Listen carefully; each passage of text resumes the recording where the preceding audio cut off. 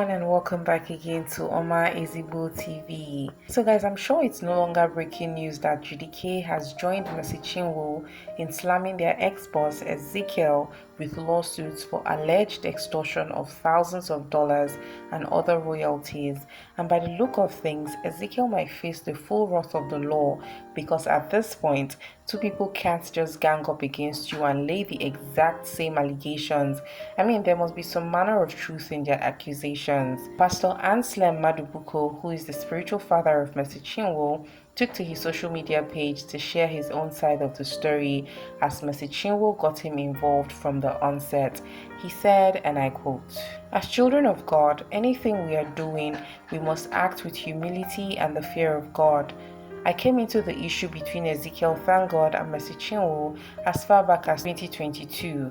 After long hours of meetings, it was ascertained that the issue they were having had to do with some findings Mercy had made that Ezekiel was allegedly diverting funds that should be coming to her. In order to ensure that the issue was resolved peacefully, I proposed that an independent auditor be brought into the issue so that we can find out if there were any truth to Mercy's claim.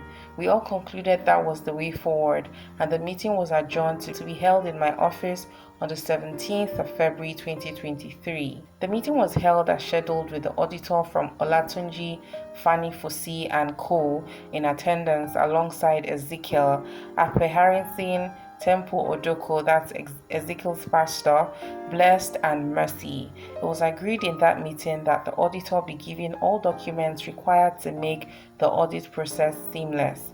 However, to my shock and utter amazement, I later that day received a barrage of insults from Ezekiel that night, accusing me of being a very biased elder. All efforts to reach Ezekiel afterwards proved abortive, as he intentionally avoided my calls, messages, and proceeded to stop paying Mercy her royalties for 2 years. Fast forward to 2024, after Ezekiel was reported to the EFCC for alleged financial theft and he had been remanded for a few days, he came to me begging and pleading that I should forgive him for his childish attitude towards me, and came into the matter, of which at that point judikay had the same complaint. Ezekiel pleaded with me to tell both Mercy and judikay to take the matter out of the hands of the EFCC so I can handle the case as an elder in the faith. I agreed, called both judikay and Mercy, and instructed them to suspend whatever case they had taken to the EFCC, since it seemed Ezekiel was now repentant, and they both agreed to my terms. I scheduled a meeting with Pastor Blessed, Pastor Anselm, Ezekiel's lawyer, and Hilda Jacobo alongside, and at that meeting I realized that judikay, having also had suspicions of financial theft against Ezekiel, also had through her lawyers severally demanded for a proper audit of all the financial dealings she had with Ezekiel for the period of 5 years. She was in his label, but Ezekiel's lawyers had told her she didn't have a right to request for such. So after several failed attempts to resolve the issue peacefully, she decided to report the issue to the EFCC as a final resort. At the meeting, Ezekiel agreed to grant Mercy and judikay's right to an audit, and the responsibility of doing the audit was handed over to a firm called Pearson Consulting Limited. After several days and many back and forth, I was told by Pastor Anselm, judikay's husband, that the auditors complained bitterly that Ezekiel was frustrating the whole process by refusing to send a large chunk of the documents they requested for.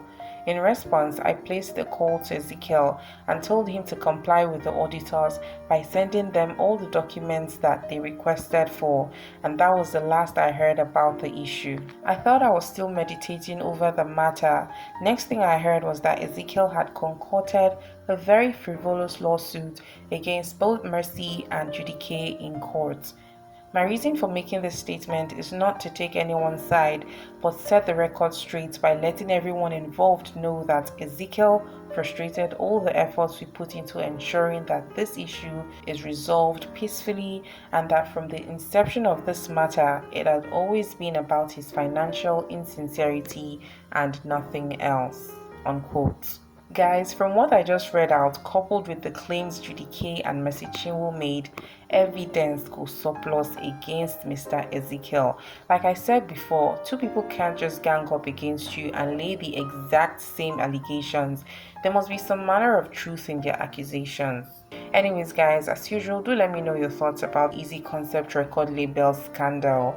And while you're at it, please don't forget to like the video, share, and subscribe to the channel. Thank you all so much for watching, and I'll see you all in my next video. Bye for now.